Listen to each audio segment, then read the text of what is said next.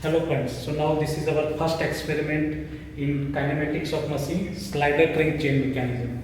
So this is the slider crank chain mechanism. The objective of this experiment is to find out the displacement, velocity and acceleration of the piston in the slider crank chain mechanism. So as you all of you know, the slider crank chain mechanism is used to convert rotational motion into the oscillatory motions, as we have discussed in our classroom. So in slider crank chain mechanism, there are main three parts. One is a crank. This is the crank. It is in the form of the disc. Then connecting rod and the pistons will be oscillate in the sliders. So here it is also a 4-bar mechanism. So in slider crank chain mechanism, the crank will be rotated in the clockwise direction. Accordingly, the pistons will be moved slides on the slider, and we are going to find out the displacement. Here some the measure tab is given. So with the help of this measurement we can find out the displacement. So now in this the slider crank chemical, there are 3 holes are given in the crank where we can adjust the radius of the crank, and same thing the 3 holes will be given in the connecting rod, where with the help of the nut and bolt we can adjust the length of the connecting rod, and accordingly we will conduct the experiments. So here we are going to rotate in the clockwise direction by 30 degree the time interval 30 degree, initially from the 0 degree and then 30 degree, then 60 degree, 90 degree. Accordingly the sliders will be moved, pistons will be moved on the slider, and we are going to take the reading. So this is the slider crank chain mechanism, and how we are going to conduct this experiment. Our lab in charge, Mr. Vikas Bharti, is a technical officer here, and he will show you how to conduct this experiment. So now in next video he will show how we are going to conduct the experiment. We will provide all the documents, how to take the reading, how to draw the graph. We will provide you, and you have to fill this and you have to submit it. So thank you all of you.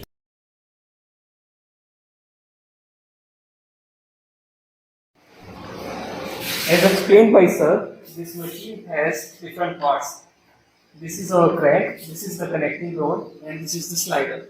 So what we have here, in the crank part, we have a mechanism to change the length of this connecting rod. For example, what I'm going to do here is, I'm opening this joint, and now we can see 3 holes on this crank. 3 different holes have 3 different radius. This is the minimum radius, this is the second minimum radius, and this is the maximum radius. Now, talking about the connecting rod, we have 3 lengths. This is the maximum length, mid length, and this is the minimum length. So, these dimensions are fixed. If you want, you can measure it with a scale, or we will give you the sample readings. This, for example, this is the minimum length, which is 5.15 centimeter. The mid length is 10.0 centimeter, and the maximum radius is 17.35 centimeter. In the same way, this length of the connecting rod, this is the minimum length, and this is 51 centimeter. This is 58.6 centimeter, and the maximum is 64 centimeter. So what are we going to do is, we are going to start with the minimum radius, and gradually we will increase to the maximum radiuses. So we will take the minimum radius on the crank and the minimum length of the connecting rod, and I am going to fix it like this. We have a nut here, and we will fix it like this. Now, this disc is divided into 360 degree angles, and we are going to start with any point. For example, I am taking it as my reference point, and I am just putting a mark here with this pen. Now, in my notebook, I will create a table like this.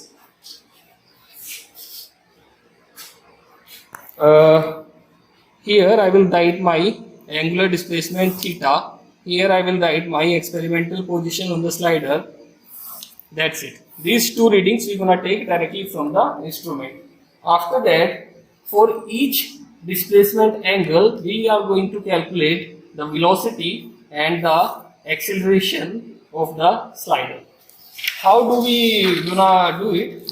First, we can directly read the displacement angle from the crank.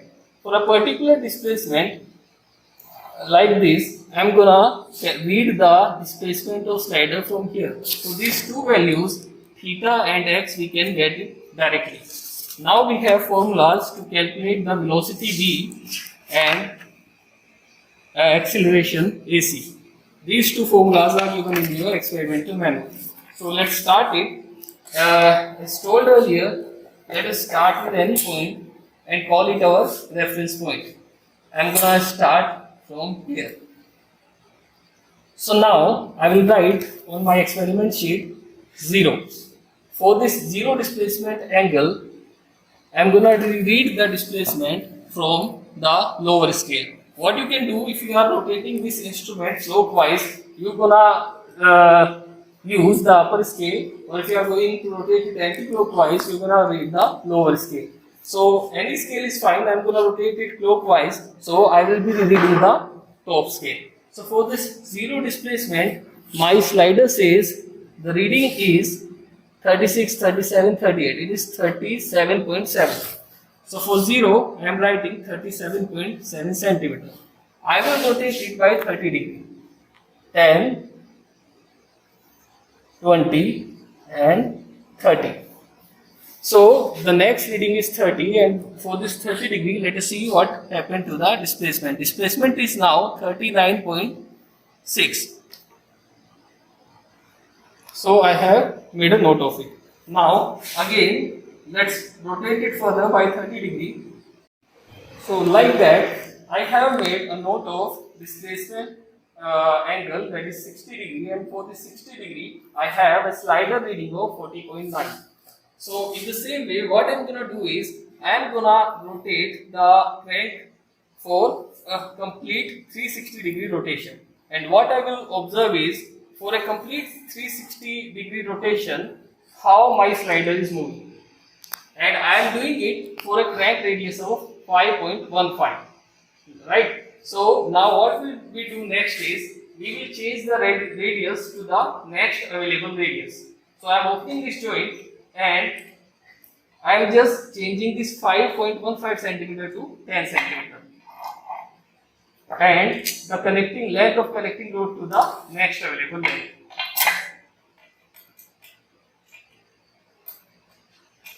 Done. So again, we will come back to our reference point. So in the beginning of the experiment, what you are going to do, you are going to mark one point as your reference point. In my case, it was this one. So as you can see, for the previous radius, I have created a table. So what I will do, by creating the table, I will write down two parameters. The radius was, crank radius was 5.15 centimeter and the length was 51.6 centimeter. Now, as you can see that we are changing the radius of the crank and length of connecting rod. So for this, I will be creating one more table, and again in the table header, I will be changing the radius to r equal to 10.0 and L equal to 58.6, right? Because these are the values. So again, I will do the same thing. In my second table also, so you can see that so far we have created two tables. First table was for r equal to 5.15 and L equal to 51 point something centimeter. For this we have calculated the two values, theta and displacement. For these two values we are calculating the angular velocity and angular acceleration.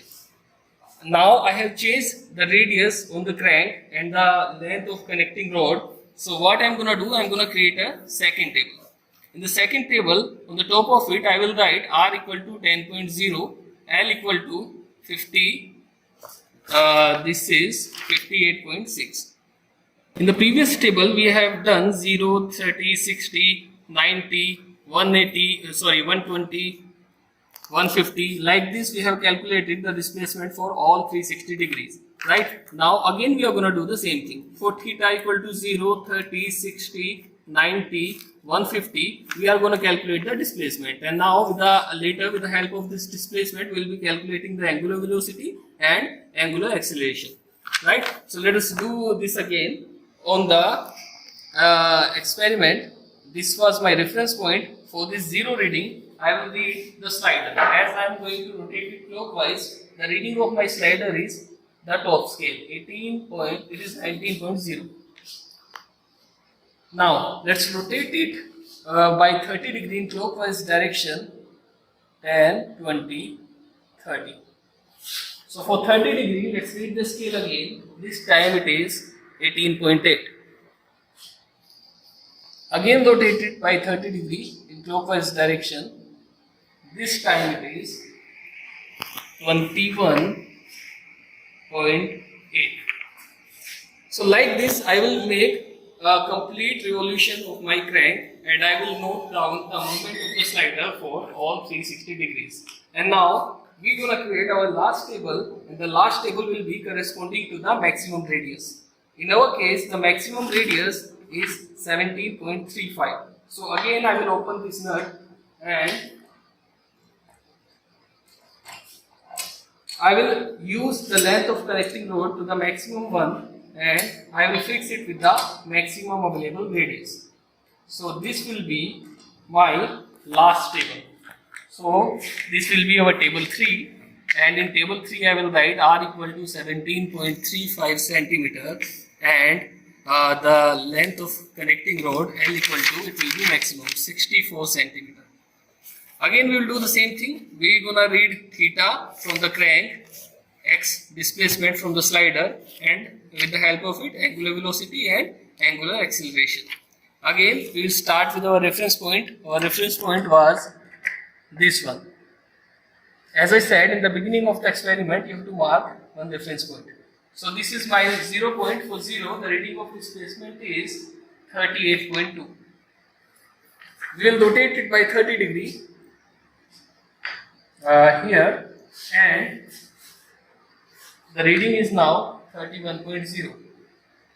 Like this, we will do it for 60 degree, and the reading is now 22.4. So like this, I will calculate it for whole 360 degrees.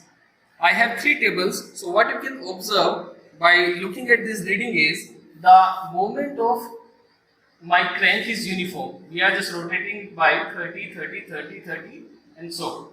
But the movement of the slider is not uniform. For each radius, you can see the variation in the reading. For example, for the first 0 to 30 degree, for the radius 10, the difference was just 1 centimeter. But for the next 30 to 60, the difference was like 3.8 centimeter. So like this, you will see that for a particular uniform rotation of crank, the movement of slider will never be uniform, and what kind of movement it will be, we are going to analyze in this experiment. Now I have 3 tables. What we will be doing, we will be giving you the sample data for all 3 tables, and using the formula given in your manual for angular velocity and displacement, you will be calculating velocity and acceleration for all 3 tables. Once it is done, you will be plotting 3 curves. So the 3 curves are given again in your lab manual. For the first curve, what you will be doing, you will be plotting, for the first table, you will be plotting a graph between angular displacement and angular velocity, theta versus v. So it will be again 30, 60, on the x-axis 90, 120, 150, and you will be getting different values of your angular velocity, right? So you can do it like that. Otherwise, just take your rotation like this: clockwise rotation 0, 30, 60, 90, 120, again anti-clockwise rotation 30, 60, 90 and so. Right? So now mark the angular velocity and draw a plot curve like this. So this will be your curve, and on this single curve you have to plot the theta versus angular velocity v for all 3 tables. Right?